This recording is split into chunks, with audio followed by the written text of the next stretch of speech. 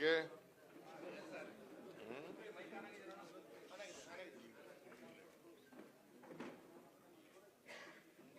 ಇವತ್ತು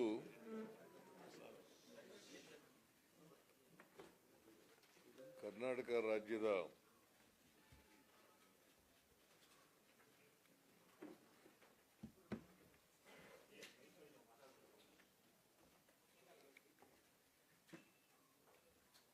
ಎರಡು ಸಾವಿರದ 26-27ನೇ ವರ್ಷದ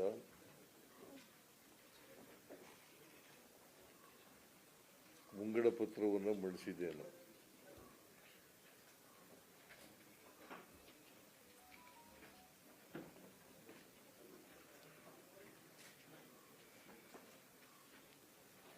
ಈ ಮುಂಗಡ ಪತ್ರ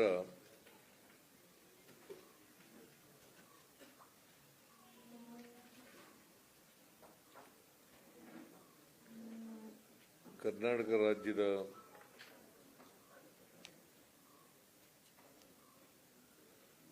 ಅಭಿವೃದ್ಧಿಗೆ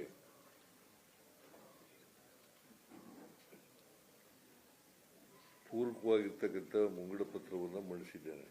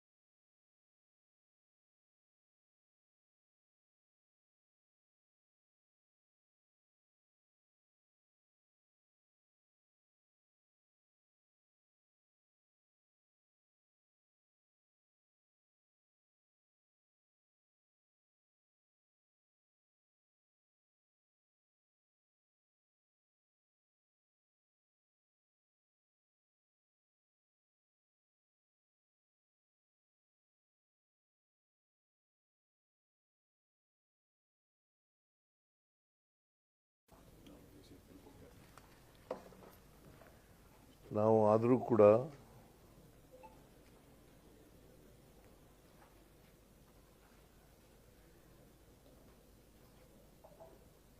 ಹೆಚ್ಚು ವಿತ್ತೀಯ ಶಿಸ್ತನ್ನು ಉಲ್ಲಂಘನೆ ಮಾಡ್ತಕ್ಕಂಥ ಕೆಲಸವನ್ನು ಮಾಡಿಲ್ಲ.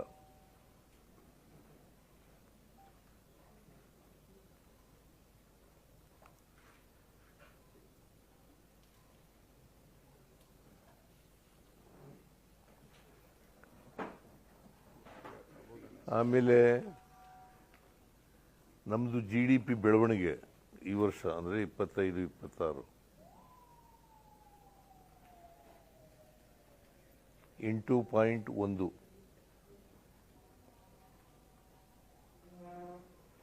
ರಾಷ್ಟ್ರದ್ದು GDP ಬೆಳವಣಿಗೆ ಎಷ್ಟಪ್ಪ ಅಂತಂದರೆ ನ್ಯಾಷನಲ್ ಅವರೇಜ್ 7.4.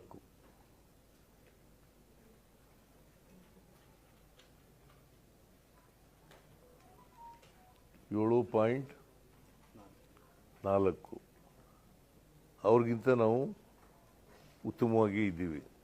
ರಾಷ್ಟ್ರ ಮಟ್ಟದ GDP ಗ್ರೋತ್ ರೇಟ್ಗಿಂತ ಚೆನ್ನಾಗೇ ಇದ್ದೀವಿ.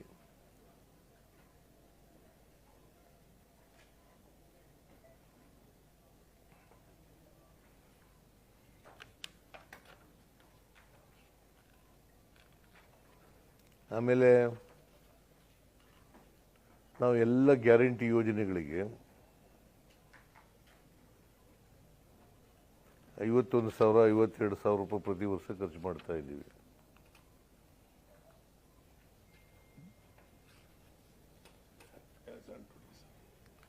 ಇಲ್ಲಿವರೆಗೆ ಅಂದರೆ ಫೆಬ್ರವರಿ ಎಂಡ್ವರೆಗೆ 1,21,598 ಕೋಟಿ 1,21,598 ಕೋಟಿ ರೂಪಾಯಿಗಳನ್ನು ಖರ್ಚು ಮಾಡಿದ್ದೀವಿ. ಓನ್ಲಿ ಆನ್ 5 ಗ್ಯಾರಂಟೀಸ್: ಶಕ್ತಿ ಯೋಜನೆ, ಗೃಹಲಕ್ಷ್ಮಿ, ಗೃಹಜ್ಯೋತಿ, ಅನ್ನಭಾಗ್ಯ ಮತ್ತು ಯುವ ನಿಧಿ. ಈ 5 ಯೋಜನೆಗಳ ಮೇಲೆ ಫೆಬ್ರವರಿ ಎಂಡ್ವರೆಗೆ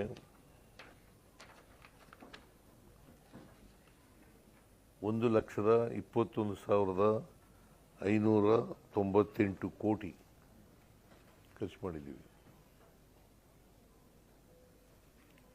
ಅಂದರೆ ನಾವು ಜನತೆಗೆ ಕೊಟ್ಟಿದ್ದಂಥ ಭರವಸೆಗಳನ್ನು ಈಡೇರಿಸ್ತಕ್ಕಂಥ ಪ್ರಯತ್ನವನ್ನೂ ಮಾಡಿದ್ದೀವಿ.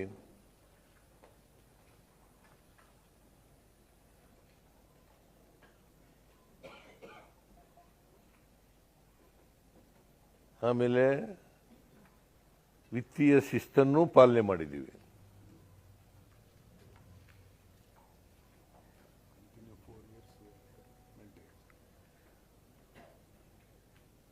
ಮುಂದಿನ ವರ್ಷ ಅಂದರೆ ಮುಂದಿನ 26-27 ವರ್ಷಕ್ಕೆ ಫಿಸ್ಕಲ್ ರೆಸ್ಪಾನ್ಸಿಬಿಲಿಟಿ ಆಕ್ಟ್ ಪ್ರಕಾರ ಮಾನದಂಡಗಳೇನಪ್ಪ ಇದೆ ಅಂತಂದರೆ 2002ರಲ್ಲಿ ಫಿಸ್ಕಲ್ ರೆಸ್ಪಾನ್ಸಿಬಿಲಿಟಿ ಆಕ್ಟ್ ಪಾಸ್ ಆಯಿತು. ಕೇಂದ್ರದಲ್ಲಿ ಮತ್ತು ರಾಜ್ಯಗಳಲ್ಲಿ ಪಾಸ್ ಆಯಿತು.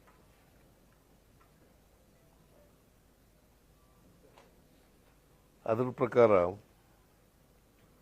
ಭಾಳ ಪ್ರಮುಖವಾಗಿ 3 ಮಾನದಂಡಗಳಿದ್ದಾವೆ.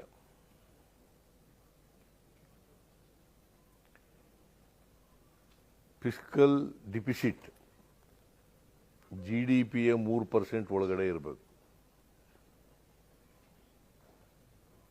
ಫಿಸ್ಕಲ್ ಡಿಫಿಸಿಟ್ GDPಯ 3% ಒಳಗಡೆ ಇರಬೇಕು. ಮತ್ತು ನಮ್ಮದು total ಲಿಯಾಬಿಲಿಟಿ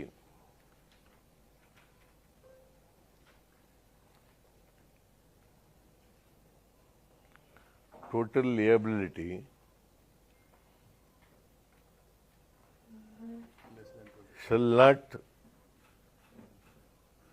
cross 25% of the GDP.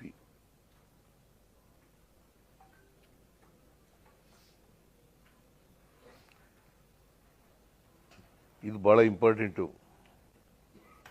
ಒಂದು ಫಿಸ್ಕಲ್ ಡಿಫಿಸಿಟ್ಟು GDPಯ 3% ಒಳಗಡೆ ಇರಬೇಕು.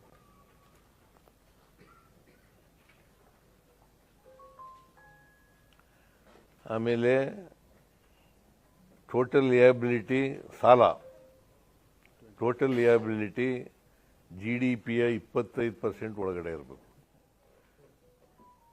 ನಮ್ಮದು GDP ಮುಂದಿನ ವರ್ಷಕ್ಕೆ 33,05,055 ಕೋಟಿ.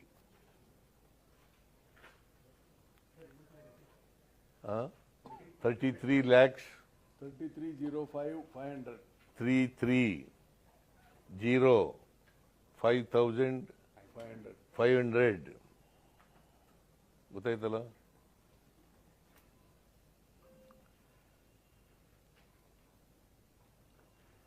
ಅದರಲ್ಲಿ ನಾವು ನಮ್ಮ ಸಾಲ ಎಷ್ಟಾಗುತ್ತೆ ಮುಂದಿನ ವರ್ಷಕ್ಕೆ? 8,24,000 ಆಗುತ್ತೆ. ವಿ ಆರ್ ವಿತಿನ್ ದಿ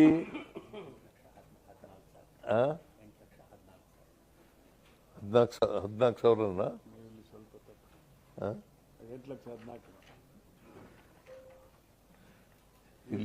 ಇಲ್ಲಿ 24 ಅಂತ ಇದೆಯಲ್ಲ, ಅದು ಸರಿ ಇಲ್ವಾ? ಹಾಗಾದ್ರೆ 824 ಹಾಕಿದ್ದಾರೆ. ನಾನು ಬಜೆಟ್ ಪುಸ್ತಕದಲ್ಲಿ ಓದಿದ್ದು 24.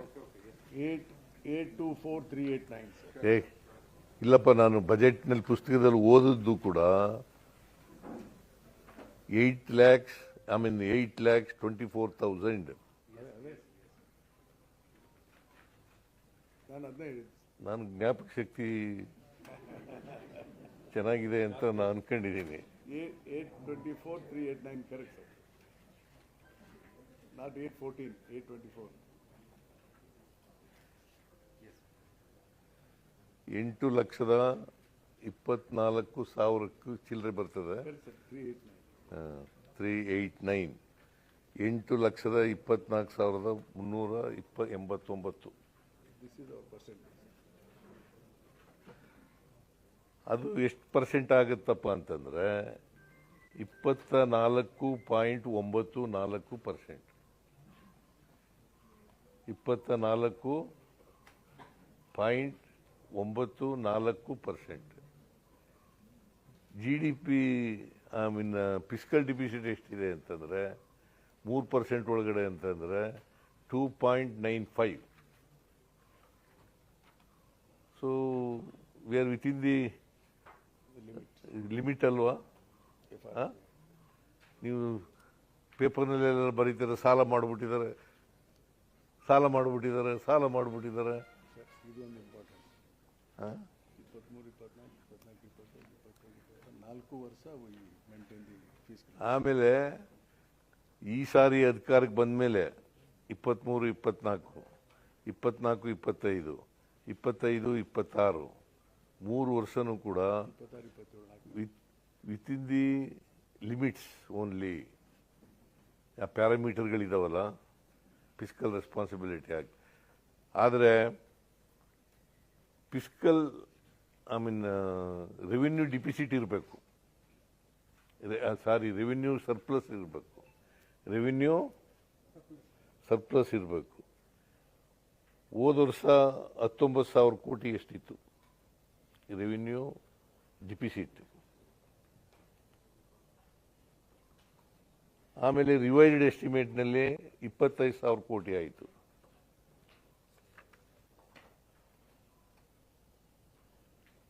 ಈ ವರ್ಷ ಮುಂದಿನ ವರ್ಷ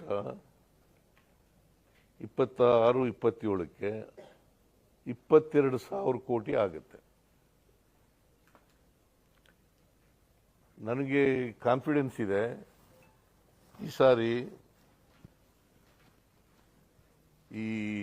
ಇದು ಇಲ್ಲದೆ ಹೋಗಿದ್ರೆ ಡಿಫಿಸಿಟ್ ಆಗ್ತಾನೆ ಇರಲಿಲ್ಲ.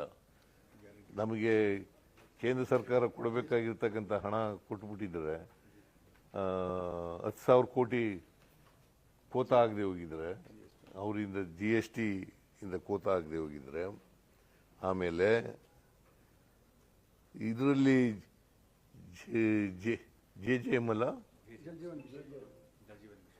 ಜಲ್ ಜೀವನ್ ಮಿಷನ್ನಲ್ಲಿ ಒಟ್ಟು 69,000 ಕೋಟಿ ಪ್ರಾಜೆಕ್ಟ್ ಕಾಸ್ಟ್. ಅದು 50-50 ಆಗಬೇಕು.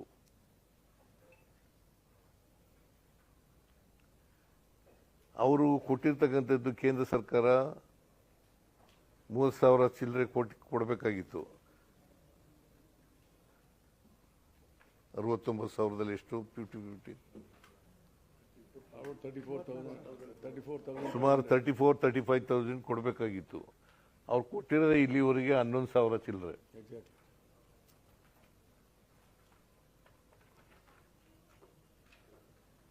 ನಾವು ಸುಮಾರು 37,000 ಕೋಟಿ ಖರ್ಚು ಮಾಡಿಬಿಟ್ಟಿದ್ದೀವಿ ನಮ್ಮ ಸ್ಟೇಟು. ಜಲಜೀವನ್ ಮಿಷನ್ ಮೇಲೆ, ಜಲಜೀವನ್ ಮಿಷನ್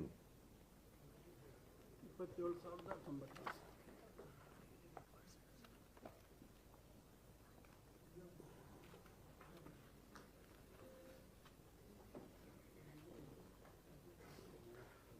ಅವರು ಒಟ್ಟು ಪ್ರಾಜೆಕ್ಟ್ ಕಾಸ್ಟು ಜಲಜೀವನ್ JJM 69,488.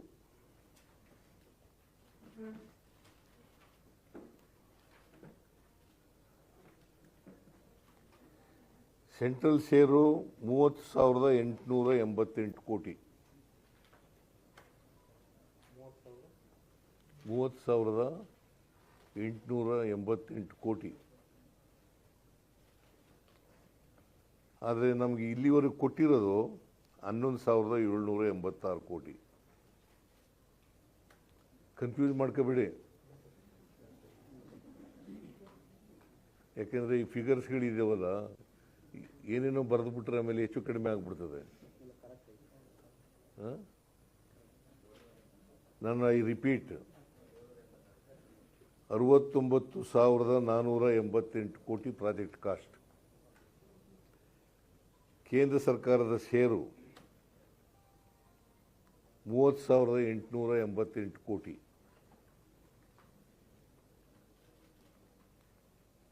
ಆದರೆ ನಮಗೆ ಕೊಟ್ಟಿರ್ತಕ್ಕಂಥದ್ದು 11,786 ಕೋಟಿ. ಇನ್ನು ಎಷ್ಟು ಕೊಡಬೇಕು? 30,000ದಲ್ಲಿ ಆದರೆ ಸ್ಟೇಟ್ ಶೇರು 38,600 ಕೋಟಿ. ಸ್ಟೇಟ್ ಶೇರ್ ಈಸ್ 38,600 ಕೋಟಿ.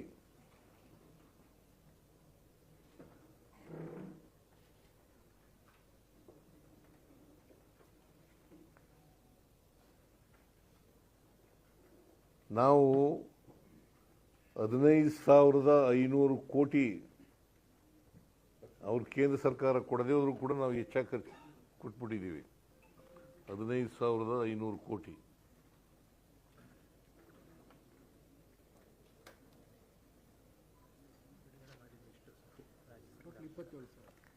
ಒಟ್ಟು ಬಿಡುಗಡೆ ಮಾಡಿರ್ತಕ್ಕಂಥದ್ದು 27,098 ಕೋಟಿ.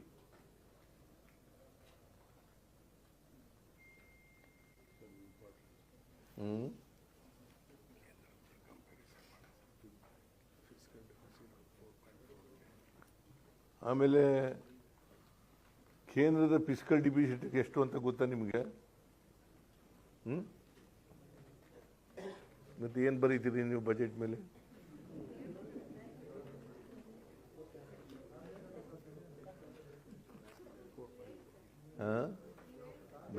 ನಾನು ಹೇಳ್ತೀನಪ್ಪ, ನಿಮಗೂ ಗೊತ್ತಿರಬೇಕಲ್ಲ.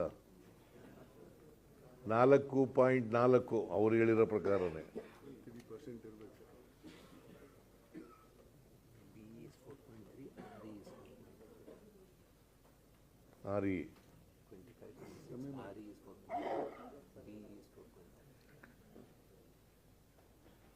ಆರಿನಲ್ಲಿ 4.4 ಹೇಳಿದ್ದಾರೆ.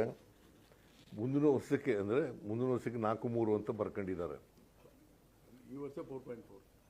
ಈ ವರ್ಷ 4.4. ಅವ್ರ ಸಾಲ ಎಷ್ಟು ಗೊತ್ತಾ? ಅವ್ರ ಸಾಲ ಗೊತ್ತಾ ನಿಮಗೆ? 1,97,18,000 ಒಟ್ಟು 218 ಲಕ್ಷಕ್ಕೂ ಹೆಚ್ಚು ಕೋಟಿ.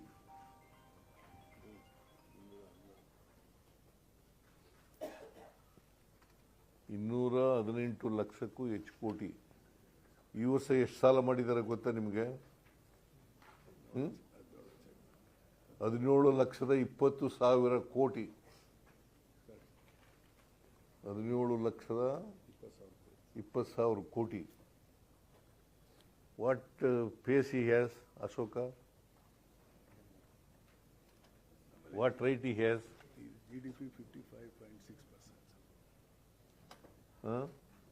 What pace he has? ಇವರು ಅಧಿಕಾರಕ್ಕೆ ಬಂದ ಮೇಲೆ 14ರಲ್ಲಿ ಅಧಿಕಾರಕ್ಕೆ ಬಂದ್ರಲ್ಲ,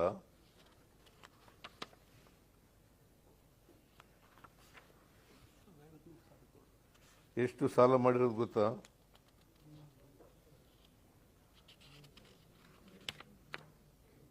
ಎಷ್ಟು? 1,65,000 165 ಲಕ್ಷ ಕೋಟಿ.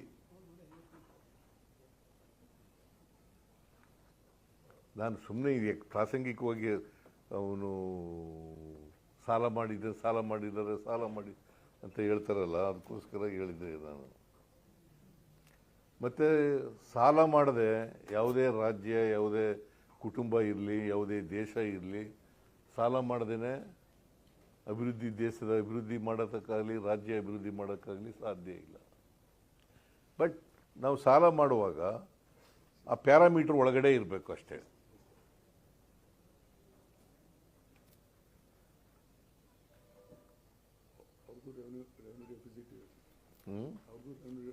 ಅವ್ರಿಗೆ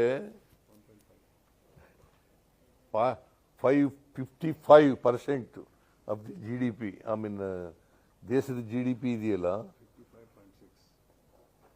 ಅವ್ರು ಸಾಲ ಮಾಡಿರೋದು 55.6.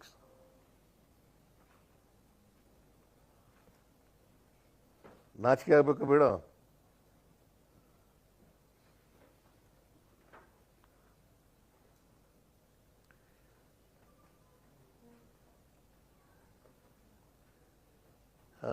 ನರೇಂದ್ರ ಮೋದಿ ಅವರು ಅವ್ರು ಬಂದ ಮೇಲೆ ಸಾಲ ಮಾಡಿರೋದು 53,11,000 ಕೋಟಿ ಇತ್ತು. ಬರಕ್ಕೂ ಮುಂಚಿತವಾಗಿ ದೇಶದ ಸಾಲ 53,11,000 ಕೋಟಿ ಇತ್ತು. ಈಗ ಇವ್ರು ಬಂದ ಮೇಲೆ 165 ಲಕ್ಷ ಕೋಟಿ ಸಾಲ ಮಾಡಿದ್ದಾರೆ.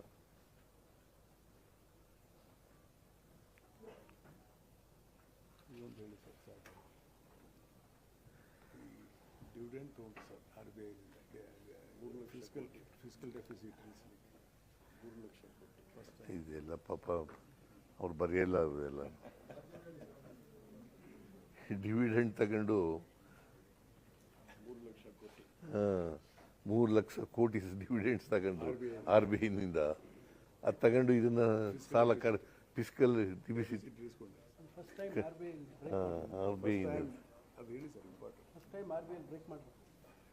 ಫಸ್ಟ್ ಟೈಮ್ RBI-ನಿಂದ, ರಿಸರ್ವ್ ಬ್ಯಾಂಕ್ ಆಫ್ ಇಂಡಿಯಾದಿಂದ 3 ಲಕ್ಷ ಕೋಟಿ.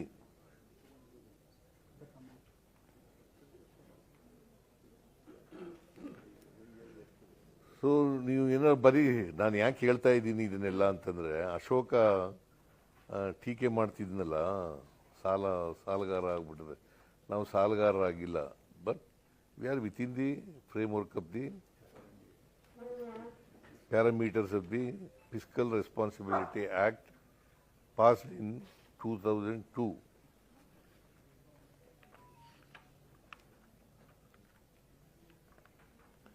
ಇವರು ಎಷ್ಟು ಸಾಲ ಮಾಡಿದ್ದು ಇವರು ಬಂದ ಮೇಲೆ? ಇವ್ರು ಅದು 50,000 ಕೊಟ್ಟಿದ್ದು. ಅಂದರೆ ಈಗ ಅಲ್ಲ 8-9ರಿಂದ ಅಲ್ಲ 2018-19ರಿಂದ 22-23ವರೆಗೆ ಸಾಲ ಮಾಡಿದ್ರಲ್ಲಪ್ಪ. ಎಷ್ಟು?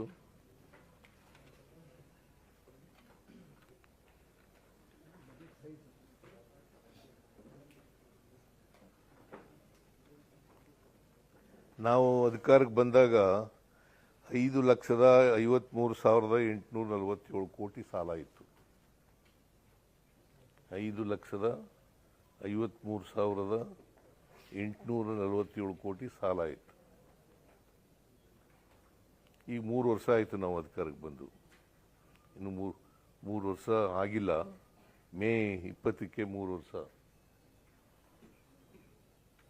4ನೇ ಬಜೆಟ್ನ ಮಂಡಿಸ್ತಾ ಇರೋದು. ಇದು ಏಪ್ರಿಲಿಂದ ಜಾರಿಗೆ ಬರೋದು.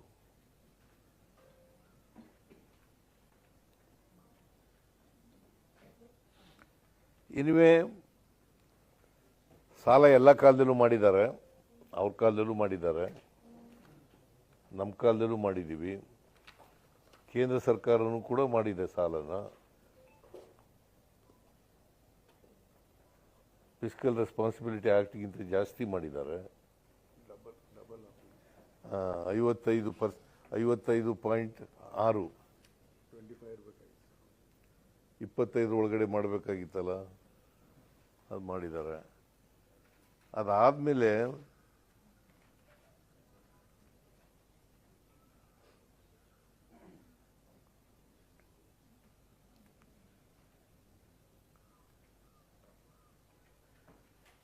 ಜೊತೆಗೆ ಕೇಂದ್ರ ಸರ್ಕಾರದವರು ಇನ್ನೊಂದೇನು ಮಾಡಿದ್ದಾರೆ ಅಂತಂದರೆ, ಮನ್ರೇಗಾ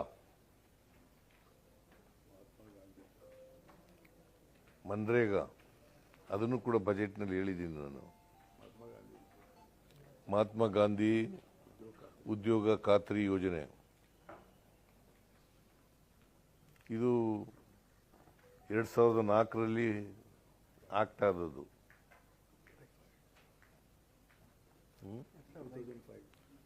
2004 ಅಂತ ಬರ್ತಿದ್ದಾರೆ ಬಜೆಟ್ ಪುಸ್ತಕದಲ್ಲಿ. 2004 ಅಂತ ಇರೋದು. ಆಯಿತು, 2005 ಅಂತಲೇ ಬರ್ಕೊಳ್ಳಿ. 4-5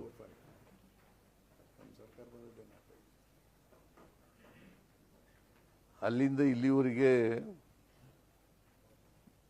ವೇತನ ಎಲ್ಲನೂ ಅವರೇ ಕೊಡ್ತಿದ್ರು 100% ಕೇಂದ್ರ ಸರ್ಕಾರನೇ. ಸಾಮಗ್ರಿಗಳದ್ದು ಮಾತ್ರ 10% ನಾವು ಕೊಡ್ತಿದ್ದೆವು.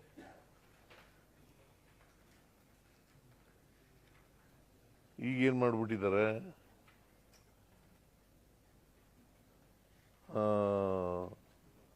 VBG ರಾಮ್ಜಿ ಮಿಷನ್ ಅಂತ ಮಾಡಿ, ಗ್ರಾಮೀಣ ಅಂತ ಮಾಡಿದ್ದಾರೆ. ಎಂಥದ್ದು?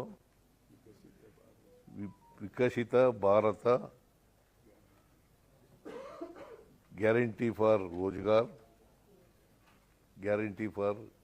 Rozgar Ajeevika mission Gramin. 4 language, 4 language. ಗೊತ್ತಾಯ್ತಲ್ಲ. VBG ರಾಮ್ ಅಲ್ಲ, ಅದು ರಾಮ್ ಅಲ್ಲ. VB Viksit Bharat guarantee for Rozgar Ajeevik mission Gramin ಅಂತ ಅದರದ್ದು ಎಕ್ಸ್ಪ್ಲನೇಷನ್. ಗೊತ್ತಾಯ್ತಾ? 4 ಭಾಷೆ, 4 ಭಾಷೆದಾಗಿದೆ ಸರ್. ಸಂಸ್ಕೃತ, ಉರ್ದು, ಇಂಗ್ಲಿಷ್, ಹಿಂದಿ.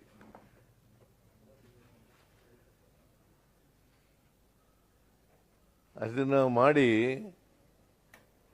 ಈಗ ಏನು ಮಾಡಿದ್ದಾರೆ, 60% ಕೇಂದ್ರ ಸರ್ಕಾರ ಕೊಡ್ತದೆ,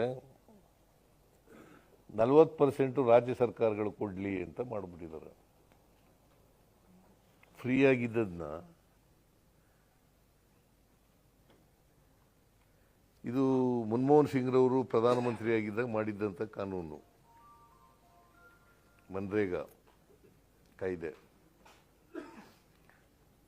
ಅದಕ್ಕೆ ಅದರಿಂದ ಆಗ್ತಕ್ಕಂಥ ಅನಾಹುತಗಳನ್ನೆಲ್ಲ ಬಜೆಟ್ನಲ್ಲಿ ಹೇಳಿದ್ದೀನಿ ನಾನು.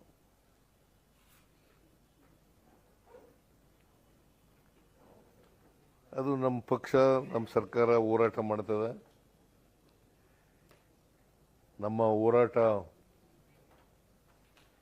ಮನ್ರೇಗಾನೇ ಮತ್ತೆ ಪುನರ್ಸ್ಥಾಪನೆ ಮಾಡಬೇಕು ಅಂತಕ್ಕಂಥದ್ದು ನಮ್ಮ ಹೋರಾಟ.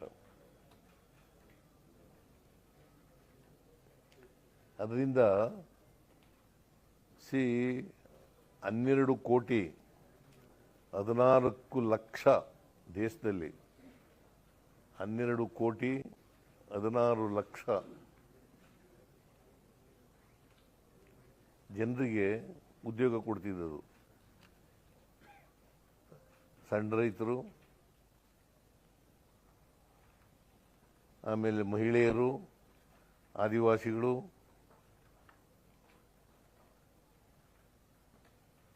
ಪರಿಶಿಷ್ಟ ಜಾತಿ, ಪರಿಶಿಷ್ಟ ವರ್ಗ. ಕರ್ನಾಟಕದಲ್ಲಿ ಸುಮಾರು 71 ಲಕ್ಷ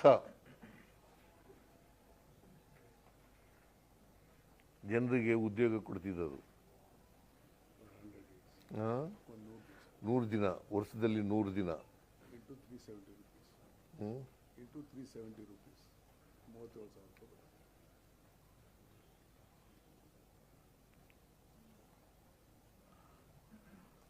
ಅದನ್ನ ಆಮೇಲೆ ಹೇಗಿತ್ತು ಅದು ಅಂತಂದ್ರೆ, ಈಗ ನಮ್ಮ ಊರಿನಲ್ಲಿ ನಾನು ಅರ್ಜಿ ಹಾಕಿದ್ರೆ ಅಲ್ಲೇ ಕೊಡಬೇಕು ಕೆಲಸನ,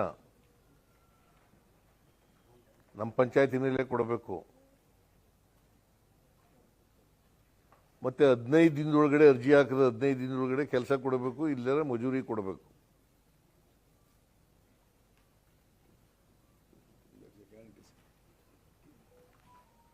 ಇದು ಒಂದು ರೀತಿ ಹಕ್ಕನ್ನ ಕ್ರಿಯೇಟ್ ಮಾಡ್ತಿತ್ತು.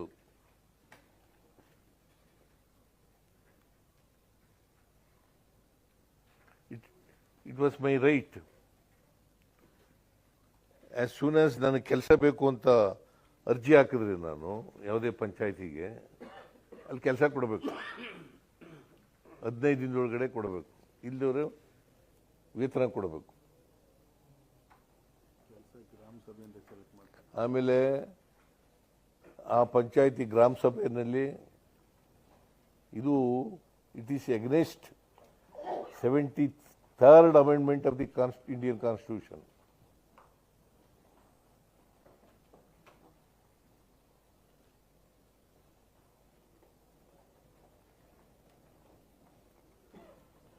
It is against 73rd amendment of the Indian Constitution.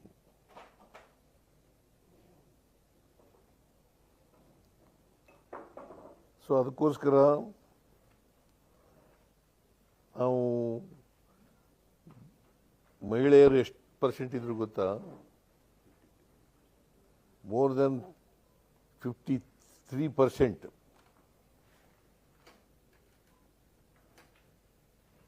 ದಲಿತರು ಎಷ್ಟಿದ್ರು ಗೊತ್ತಾ? 28%.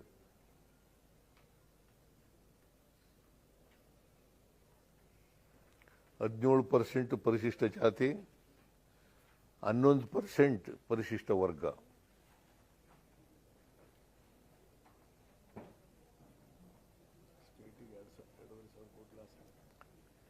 ಸುಮಾರು VBG ರಾಮ್ಜಿ ಆಕ್ಟ್ ಜಾರಿಯಾದರೆ ಕರ್ನಾಟಕ ಸರ್ಕಾರಕ್ಕೆ ಸುಮಾರು 2.5 3 ಸಾವಿರ ಕೋಟಿ ಬರ್ಡನ್ ಆಗುತ್ತೆ.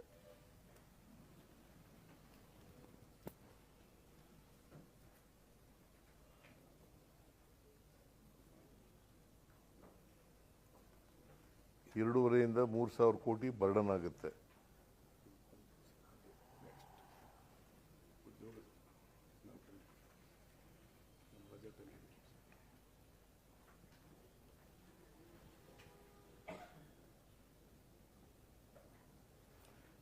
ಆಮೇಲೆ ಈ ಸಾರಿ ನಮ್ಮ ಬಜೆಟ್ನಲ್ಲಿ ಬಹಳ ಉದ್ಯೋಗ ಭರ್ತಿ ಮಾಡ್ತೀವಿ ಅಂತ ಹೇಳಿದ್ದು ನಮ್ಮ ಪ್ರಣಾಳಿಕೆಯಲ್ಲಿ.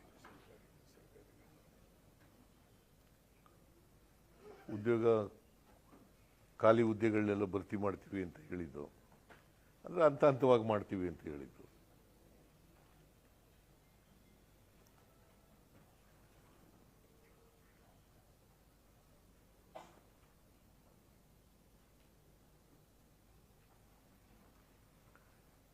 ಅದು ಕಾರಣಾಂತರದಿಂದ ವಿಳಂಬ ಆಯಿತು.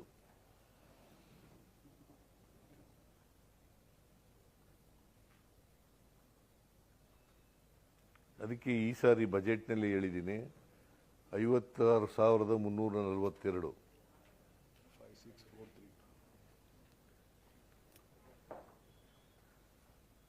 56,432 56,432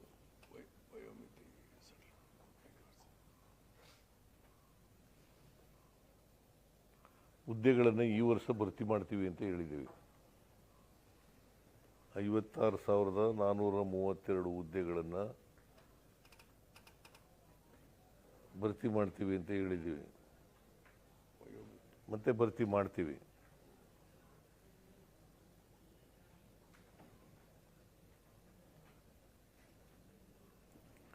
ಅದಕ್ಕೋಸ್ಕರ ವಿಳಂಬ ಆದದ್ರಿಂದ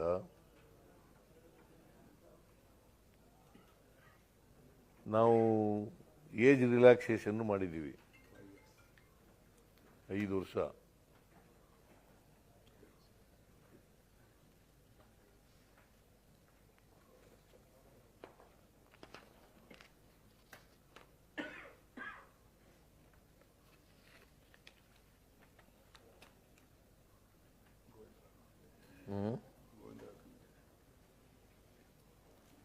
ಆಮೇಲೆ ನಾವು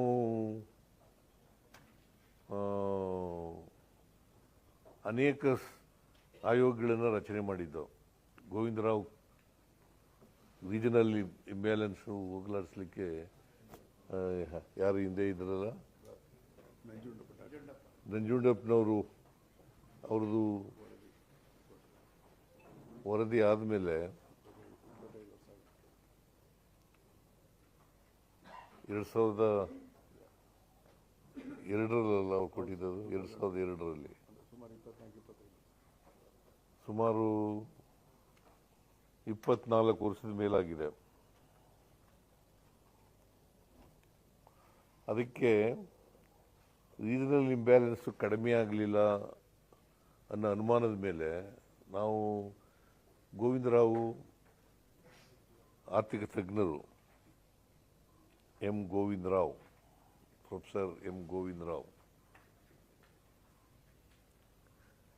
ಅವರ ಅಧ್ಯಕ್ಷತೆಯಲ್ಲಿ ಒಂದು ಸಮಿತಿ ಮಾಡಿದ್ದು. ಆ ಸಮಿತಿ ವರದಿ ಕೊಟ್ಟಿದೆ.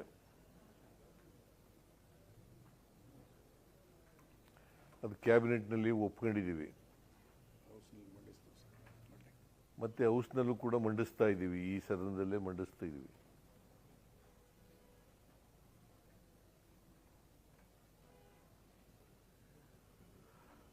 ಅವರು 5 ವರ್ಷಗಳಲ್ಲಿ 43,000 ಕೋಟಿ ಖರ್ಚು ಮಾಡಬೇಕು ಅಂತ ಹೇಳಿದ್ದಾರೆ.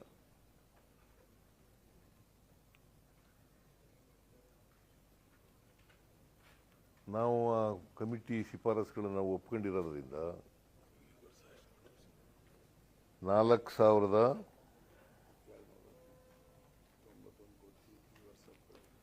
ಈ ವರ್ಷ 4,291 ಕೋಟಿ. ಮೊದಲನೇ ಪ್ರಾರಂಭಿಕವಾಗಿ 4,291 ಕೋಟಿ ರೂಪಾಯಿಗಳನ್ನು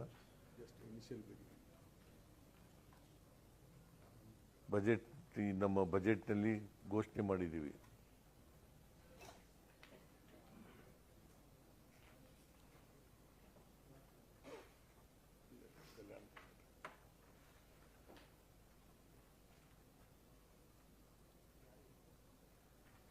ಆಮೇಲೆ ನಿಮಗೆಲ್ಲ ಗೊತ್ತಿದೆ, ಹೈದರಾಬಾದ್ ಕರ್ನಾಟಕ,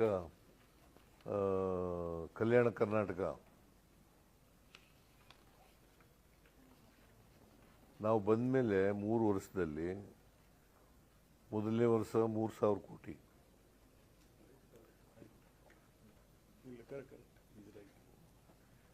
ಮೊದಲನೇ ವರ್ಷ 3,000 ಕೋಟಿ ಅಂದರೆ 23-24, 24-25 5,000 ಕೋಟಿ, 25-26 5,000 ಕೋಟಿ, ಒಟ್ಟು 13,000 ಕೋಟಿ ರೂಪಾಯಿಗಳನ್ನು ಕೊಟ್ಟಿದ್ದೀವಿ. ಮುಂದಿನ ವರ್ಷನೂ ಕೂಡ 5,000 ಕೋಟಿ ಕೊಡ್ತೀವಿ ಅಂತ ಹೇಳಿದ್ದೀವಿ. 26-27ಗೂ ಕೂಡ 5,000 ಕೋಟಿ ಕೊಡ್ತೀವಿ ಅಂತ ಹೇಳಿದ್ದೀವಿ.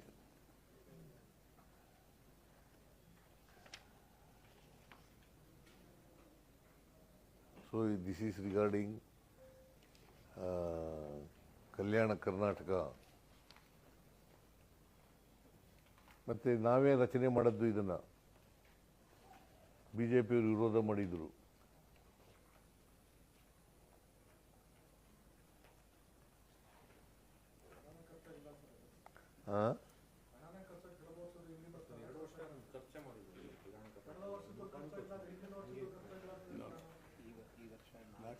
ಚಿಲ್ಲರೆ ಕೋಟಿ ಖರ್ಚು.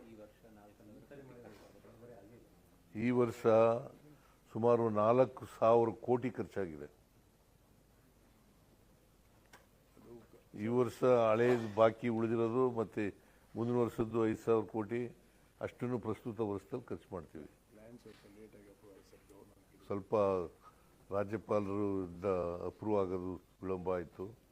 ಸೊ ಹಾಗಾಗಿ 5,000 ಕೋಟಿ ಖರ್ಚು ಮಾಡೋಕ್ಕಾಗಲಿಲ್ಲ. ಮುಂದಿನ ವರ್ಷ 5,000 ಕೋಟಿ ಖರ್ಚು ಮಾಡ್ತೀವಿ.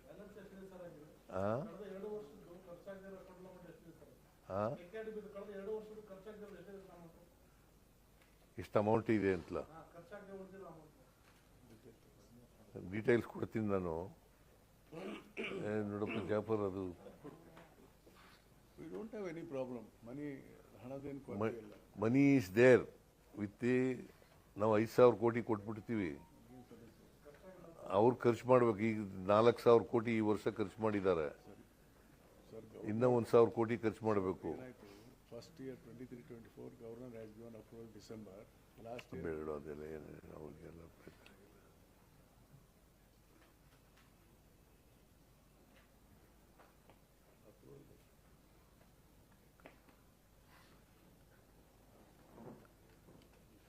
ಆಮೇಲೆ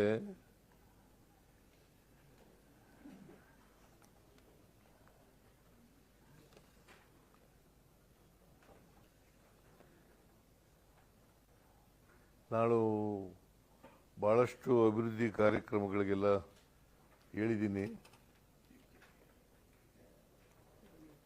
ಆಮೇಲೆ UKP ಇದೆಯಲ್ಲ, ಅಪ್ಪರ್ ಕೃಷ್ಣ 3ನೇ ಹಂತ. ಆ 3ನೇ ಹಂತದಲ್ಲಿ ನಾವು ಅಂದರೆ ಈ ವರ್ಷ ಮಾತಾಡಿದ ರೈತರ ಪ್ರತಿನಿಧಿಗಳ ಜೊತೆಯಲ್ಲಿ JT ಪಾಟೀಲು ಮತ್ತು ಸರ್ನಾಯ್ಕ್,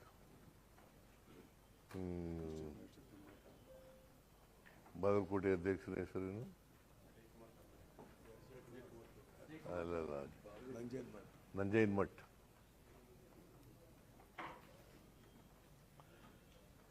ನಾವು ತೀರ್ಮಾನ ಮಾಡಿದ್ದೀವಿ 30 ಲಕ್ಷ ಕುಸ್ಕಿ ಜಮೀನಿಗೆ, 40 ಲಕ್ಷ ನೀರಾವರಿ ಜಮೀನಿಗೆ ಅಂತ ತೀರ್ಮಾನ ಮಾಡಿದ್ದೀವಿ. ಯಾಕಂತಂದರೆ ನಾವು UKP ಡ್ಯಾಮನ್ನು ಎತ್ತರಿಸಿದಾಗ 519.6 519.6 ಚದರ ಮೀಟರ್ನಿಂದ 524.256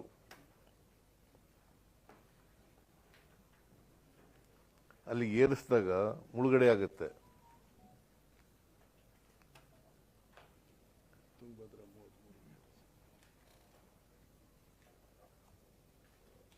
ಆ ಮುಳುಗಡೆ ಆಗುತ್ತಲ್ಲ, ಆ ಜಮೀನುಗಳಿಗೆಲ್ಲ ಈಗ ಸುಮಾರು 1 ಲಕ್ಷ ಚಿಲ್ಲರೆ ಕೋಟಿ ಅಲ್ಲ 1 ಲಕ್ಷ ಎಕರೆ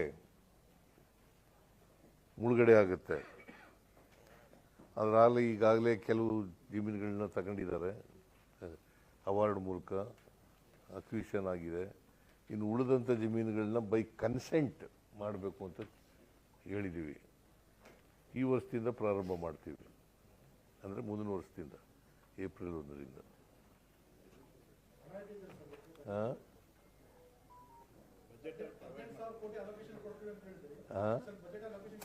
ಕೊಡ್ತೀವಿಯಪ್ಪ. ಶುರುವಾಗಿ ನೀನು ಜಮೀನು ಕಳ್ಕೊಂಡಿದೀಯಾ? ಆಯ್ತು, ನಾವು ಕೊಡ್ತೀವಿ ಅಲೋಕೇಶನ್ನೇ ಇಟ್ಕೊಂಡಿದ್ದೀವಿ. ಬುಕ್ಕಲ್ಲಿ ಇಟ್ಟಿರ್ತೀವಿ. ಆ?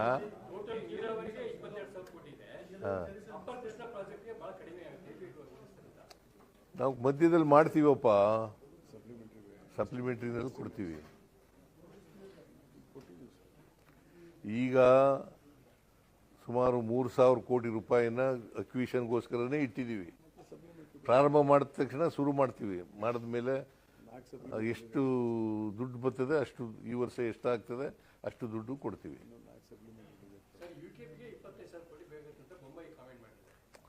ಬೊಮ್ಮಾಯಿ ಹೇಳ್ದದಕ್ಕೆಲ್ಲ ಈಗ ಅಕ್ವಿಷನ್ ಆಗ್ಬೇಕಲ್ವೇನ್ರಿ? ಕನ್ಸೆಂಟು 10,000 ಕೋಟಿ ಆಗುತ್ತಾ, 15,000 ಕೋಟಿ ಆಗುತ್ತಾ, 20,000 ಕೋಟಿ ಆಗುತ್ತಾ ನೋಡ್ಬೇಕಲ್ಲ. ಈಗ 4 ವರ್ಷದಲ್ಲಿ ಮಾಡ್ತೀವಿ ನಾವು ಅಂತ ಹೇಳಿದ್ರು, ಒಂದೇ ಸಾರಿ ಮಾಡ್ತೀವಿ ಅಂತ ಹೇಳಿಲ್ಲ.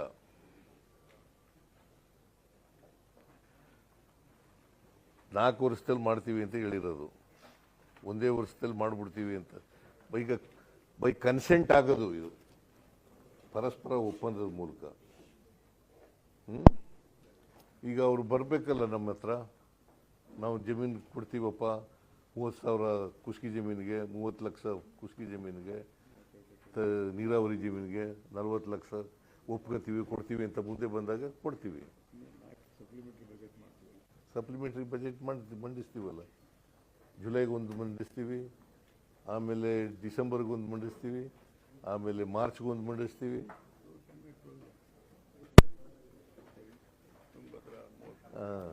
ಆಮೇಲೆ ತುಂಗಭದ್ರಾ ಜಲಾಶಯ ಇದೆಯಲ್ಲ, ಅದರಲ್ಲಿ 33 ಗೇಟ್ಗಳು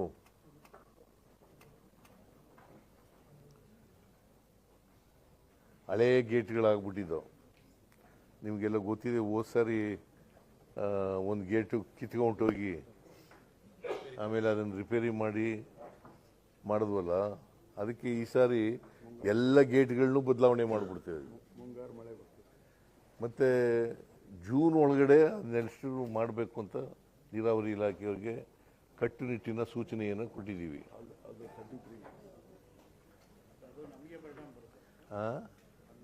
ಅಲ್ಲ, ಅದು ಎಷ್ಟು ಪರ್ಸೆಂಟ್ ಇದೆ? 65, 35 ಇರೋದು. ಕರ್ನಾಟಕ 35 ಆಂಧ್ರ, ತೆಲಂಗಾಣ,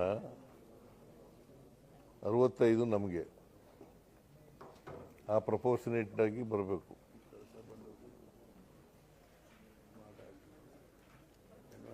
ಆಮೇಲೆ ಮಾದಾಯಿ ಯೋಜನೆ ಪ್ರಸ್ತಾಪ ಮಾಡಿದ್ದೀವಿ.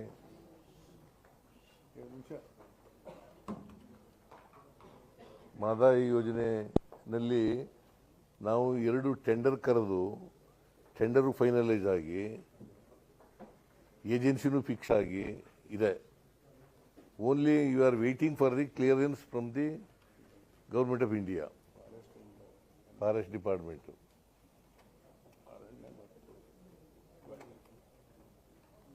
ಅದನ್ನು ಕೂಡ ಪ್ರಸ್ತಾಪ ಮಾಡಿದ್ದೀವಿ ನಾವು.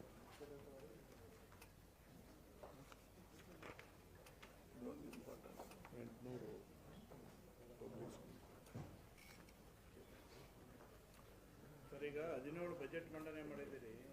ಈ ಬಜೆಟ್ ಹೇಗೆ ಭಿನ್ನ, ಯಾವ ರೀತಿ ನೀವು ಅದನ್ನ ವಿಶೇಷ ಒತ್ತು ಕೊಟ್ಟಿದ್ದೀರಿ ಅನ್ನೋದು. ವಿಶೇಷ ಒತ್ತು ಕೊಟ್ಟಿರೋದು ಅಂತಂದರೆ, ಒಂದು ಫಿಸ್ಕಲ್ ಪ್ಯಾರಾಮೀಟರ್ಸ್ ಒಳಗಡೆ ವಿತ್ತೀಯ ಶಿಸ್ತನ್ನು ಕಾಪಾಡಿರ್ತಕ್ಕಂಥದ್ದು ಒಂದು.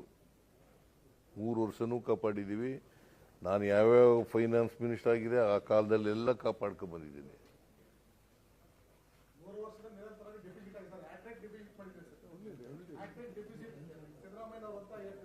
ಯಾರು? ನಾನೇ ಹೇಳಿದ್ನಲ್ರಿ, ಡಿಫಿಸಿಟ್ ಬಜೆಟ್ ಅಂತ.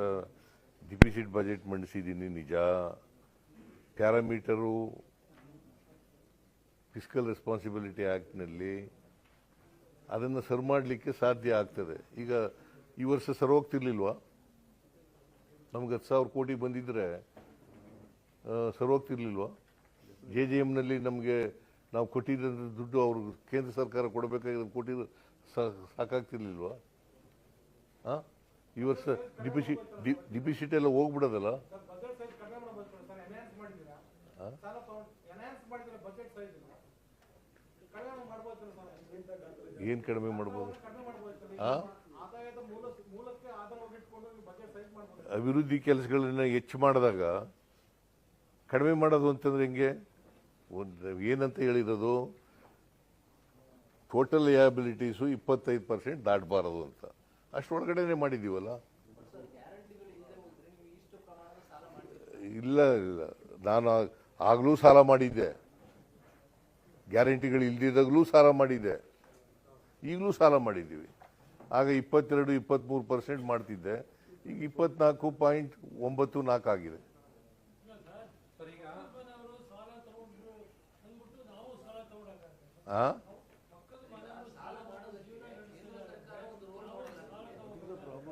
ಯಾರೋ ಒಬ್ಬರು ಕೇಳಿಯಪ್ಪ, ಯಜಮಾನ ನೀನು ಕೇಳಪ್ಪ. ಬಾರ್ಡರ್ ಲೈನಿಗೆ ಬಂದು ನಿಂತಿದ್ದೀರಲ್ಲ ಸರ್, ಬಾರ್ಡರ್ ಲೈನಿಗೆ ಬಂದು ನಿಂತಿದ್ದೀರಿ sir. Is it not below the 25%? Technically okay, technically ಅಲ್ಲ, 25% ವರೆಗೂ ತಗೋಬಹುದು ನಾವು. ಮ್ಯಾಕ್ಸಿಮಮ್ ತಗೊಂಡಿದ್ದೀವಿ ಸಾಲನ, ಬಿಕಾಸ್ ಅನೇಕ ಪ್ರೋಗ್ರಾಮ್ಗಳನ್ನ, ಹೊಸ ಪ್ರೋಗ್ರಾಮ್ಗಳನ್ನ ಮಾಡಿದ್ದೀವಿ, ಅದಕ್ಕೋಸ್ಕರ ತಗೊಂಡಿದ್ದೀವಿ. ಬಿಜೆಪಿಯವರು ಹೇಳ್ತಾ ಇರುವಂತದ್ದು ಒಂದ್ ಕಡೆಗೆ ಕರಾವಳಿ ಭಾಗದಲ್ಲಿ ಟೂರಿಸಂ ಡೆವಲಪ್ಮೆಂಟ್ ಮಾಡೋ ನಿಟ್ಟಿನಲ್ಲಿ ನಾವು ಕಳೆದ ಬಾರಿ ಮೀಟಿಂಗ್ ಮಾಡಿದಾಗ ಕೂಡ ಸಿಎಂಗೂ ಹೇಳಿದ್ವಿ, ಸಚಿವರುಗಳಿಗೂ ಹೇಳಿದ್ವಿ. ಆದ್ರೆ ಕರಾವಳಿ ಭಾಗದ ಟೂರಿಸಂ ಬಗ್ಗೆ ಒಂದು ಅಕ್ಷರ ಕೂಡ ಇದರ ಪ್ರಸ್ತಾಪ ಏ ಮಾಡಿದ್ದೀವಿ, ಅಂತ ಹೇಳ್ತಿದ್ದಾರೆ. ಮಾಡಿದ್ದೀವಿ ನೋಡಪ್ಪ. ಇಲ್ಲಿ ಬಿಜೆಪಿ ಬಿಜೆಪಿಯವರು ಹೇಳೋದಕ್ಕೆ ಅವ್ರು ಪುಸ್ತಕ ಓದಿದಿಲ್ವಲ್ಲ. ನೀನು ಹಂಗೆ ಕೇಳಿದ್ರೆ ಹೆಂಗೆ? ನೀನು ಓದ್ಕೊಂಡು ಕೇಳಿದೀಯ ಅಂತ. ಸಮಗ್ರ ಕರಾವಳಿ ಪ್ರವಾಸೋದ್ಯಮ ಅಭಿವೃದ್ಧಿ ಯೋಜನೆ ರೂಪಿಸಿ ಪ್ರವಾಸೋದ್ಯಮಕ್ಕೆ ಪ್ರೋತ್ಸಾಹ ಕೊಡಲಾಗುವುದು. ಪ್ರೋಗ್ರಾಮ್ ಮಾಡಿದ ಮೇಲೆ ಹಣ ಕೊಡೋದು ಅವ್ರು ಹೇಳ್ತಾರ. ಅವ್ರು ಯಾಕೆ ಮಾಡಲಿಲ್ಲ? ಅವರೇ ಇದ್ರಲ್ಲಪ್ಪ ಅಧಿಕಾರದಲ್ಲಿದ್ದಾಗ, ಯಾಕೆ ಮಾಡಲಿಲ್ಲ? ಈಗ ಟೀಕೆ ಮಾಡೋದು ಬಹಳ ಸುಲಭ. Why they have not done any programme under tourism? ನಾವು ಮಾಡ್ತಾ ಇದ್ದೀವಿ. ಅಟ್ಲೀಸ್ಟ್ ಯೋಚನೆ ಮಾಡಿ. ನಾವು ಒಂದು ಮೀಟಿಂಗ್ ಮಾಡಿದೆವು ಈಗ ಮೊನ್ನೆ ಹೋಗಿ. ಅವರು ಅದರಿಂದ ಬಿಜೆಪಿಯವ್ರಿಗೆ ದೇ ಹ್ಯಾವ್ ನೋ ಮಾರಲ್ ರೈಟೇ ಇಲ್ಲ ಅವ್ರಿಗೆ ಬಜೆಟ್ ಮೇಲೆ ಮಾತಾಡಿ. 1.21 lakh crores they have spent on guarantee schemes. In addition to that, approximately 18,000 crores they have spent on social welfare. What is the human growth index in that? They have not shown that. ಯಾವುದು? ಅದಕ್ಕೆ human development index ಕೊಟ್ಟಿಲ್ಲ ಅದರಲ್ಲಿ. 1.21 ಕೋಟಿ guarantee schemes ಕೊಟ್ಟಿದ್ದೀವಿ. 17,000 ಕೋಟಿ ಅದಕ್ಕೂ ಏನು ಸಂಬಂಧ? ಅಲ್ಲಲ್ಲ, ನೀವು ಕೇಳ್ತಾ ಇದ್ದೀರಲ್ಲ, ಹ್ಯೂಮನ್ ಡೆವಲಪ್ಮೆಂಟ್ ಇಂಡೆಕ್ಸ್ಗೂ 1,21,000 ಕೋಟಿ ಖರ್ಚು ಮಾಡೋದಕ್ಕೂ ಏನು ಸಂಬಂಧ? ಅಲ್ಲ, ಅದು ಬೇಕಾದ್ರೆ ಕೊಡ್ತೀವಿ, ಬೇಕಾದ್ರೆ ನಿಮಗೆ ಫಿಗರ್, ಅದ್ರ ಇಂಪ್ಯಾಕ್ಟ್ ಏನಾಗಿದೆ ಅಂತಕ್ಕಂಥದ್ದು ಕೊಡ್ತೀವಿ. ನೋಡ್ರಿ, ವಿ ಆರ್ ನಂಬರ್ 1 ಇನ್ ತಲಾ ಆದಾಯದಲ್ಲಿ ಇನ್ ದಿ ಕಂಟ್ರಿ. ಆಮೇಲೆ ಬೆಂಗಳೂರು ನಗರದಲ್ಲಿ ಎಂಪ್ಲಾಯ್ಮೆಂಟ್ ಪರ್ಸೆಂಟೇಜು 24% ಆಗಿದೆ.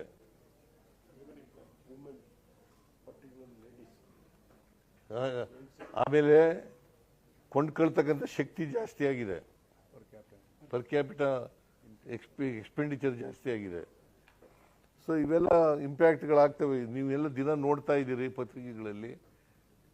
ನಾವು ಗ್ಯಾರಂಟಿ ಯೋಜನೆಗಳಿಂದ ಇವೆಲ್ಲ ಆಗಿದ್ದಾವೆ ಅಂತ. ಹಾಗಾದ್ರೆ ವೈ ದೇ ಆರ್ ಫಾಲೋಯಿಂಗ್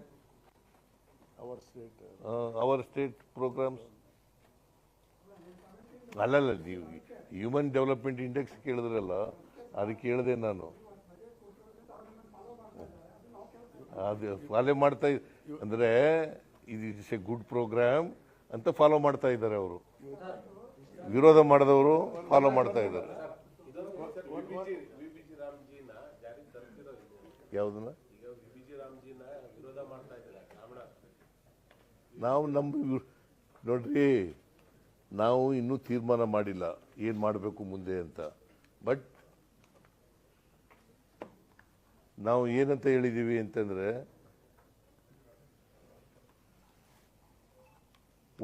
ನಾವು ಇದನ್ನೇ ಮಾಡಬೇಕು, ನಮ್ಮ ಮನ್ರೇಗನೇ ಮಾಡಬೇಕು ಅಂತ ಒತ್ತಾಯ ಮಾಡ್ತಾ ಇದ್ದೀವಿ, ಚಳುವಳಿ ಮಾಡ್ತಾ ಇದ್ದೀವಿ, ಹೋರಾಟ ಮಾಡ್ತಾ ಇದ್ದೀವಿ. ಮಾಡದೆ ಹೋದ್ರೆ ನೋಡೋಣ, ಆಮೇಲೆ ಏನು ಮಾಡಬೇಕು ಅಂತ ಯೋಚನೆ ಮಾಡ್ತೀವಿ. ಬಜೆಟ್ ಅಲ್ಲಿ ಈಗ ನೀವು ಆ ಒಂದು ಗ್ರಾಮೀಣಾಭಿವೃದ್ಧಿ ಅದು ಬಿಜಿ ರಾಮ್ಜಿ ಕಾಯ್ದೆಗೂ ಅನುದಾನ ಕೊಟ್ಟಿಲ್ಲ ಅಥವಾ ಜಾರಿ ಮಾಡ್ತೀವಿ ಕೊಟ್ಟಿಲ್ಲ, ಅಬ್ರಪ್ಟ್ ಆಗಿ ಸ್ಟಾಪ್ ಮಾಡ್ತೀರಾ? ಯಾವುದು ಬಿಜಿ ರಾಮ್ಜಿ ಈಗ ಮನ್ರೇಗಾನು ಜಾರಿ ಇಲ್ಲ, ಬಿಜಿ ರಾಮ್ಜಿ ಜಾರಿ ಇಲ್ಲ. ಏಪ್ರಿಲ್ 1 ಯೋಚನೆ ಮಾಡ್ತೀವಿ, ನಿಮಗೆ ನಿಮ್ಮ ಕರೆದು ಹೇಳ್ತೀನಿ. ಸರ್, ರಾಜ್ಯದ ಅಂದ್ರೆ 16ನೇ ಹಣಕಾಸು ಆಯೋಗದಲ್ಲಿ ರಾಜ್ಯ ತೆರಿಗೆ ಪಾಲನ್ನ 4.7 ಏರಿಕೆ ಮಾಡಿದ್ದೀವಿ. ಆದ್ರೆ ಸಾಲದ ಪ್ರಮಾಣ, ಸಾಲ ಮಾಡ್ತಾ ಇರೋದು ಹಣ ನಿಂಗೆ 14ನೇ ಹಣಕಾಸಿನ ಆಯೋಗ ಎಷ್ಟಿತ್ತು ಗೊತ್ತಾ? ಇವ್ರಿಗೆ ಹೋಗ್ತಾ ಇದೆ ಅಂತ ಹೇಳ್ತಾರೆ ಸರ್. ಮತ್ತೆ 14ನೇ ಹಣಕಾಸಿನ ಆಯೋಗದಲ್ಲಿ ಎಷ್ಟು ಕೊಟ್ಟಿದ್ರು ಗೊತ್ತಾ ನಮಗೆ, ನಮ್ಮ ರಾಜ್ಯಕ್ಕೆ 4.7. ಈಗ ಕೊಟ್ಟಿರೋದು ಎಷ್ಟು 16ನೇ ಹಣಕಾಸಿನ ಆಯೋಗದಲ್ಲಿ? 4.131. 4.7 ಜಾಸ್ತಿನಾ 4.131 ಜಾಸ್ತಿನಾ? ಹೇಳಯ್ಯ.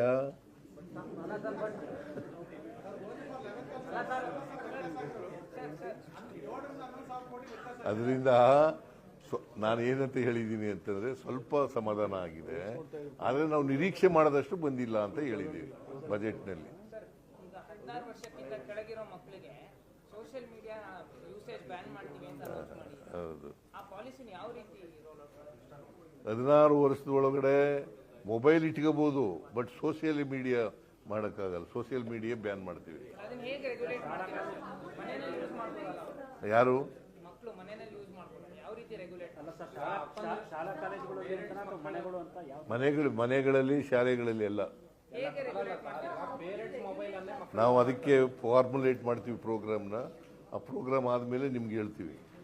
Sir, and one more thing. Sir, you have announced that 56,432 jobs will be recruited. But why is the government not taking a stand on whether this will include internal reservation or not?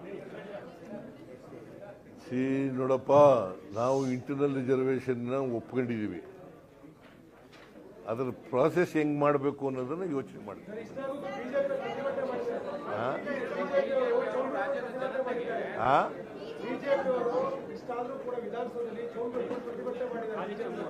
ಏನಂತ